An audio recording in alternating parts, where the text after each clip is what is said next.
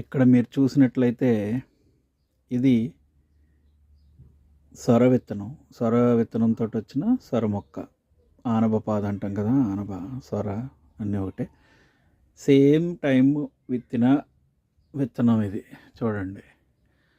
ఎందుకు అంటే దీనిలో సీక్రెట్ ఇది. చూడండి ఆ వేర్లు కూడా ఎంత కనబడుతున్నాయో. ఈ ఆయిల్ డబ్బాని మనం బాటమ్స్ అప్ కుండీలుగా చేసినందుకు చూడండి. ఇది రిజర్వాయర్ అనమాట. ఇక్కడ వరకు రిజర్వాయర్. ఇదంతా వాటర్ కనబడుతుంది కదా.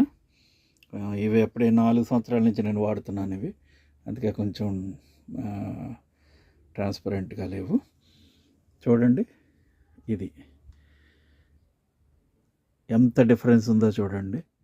సో ఈ విధంగా బాటమ్స్ అప్ కుండీల్లో మనకి చాలా గ్రోత్ డిఫరెన్స్ ఉంటుంది.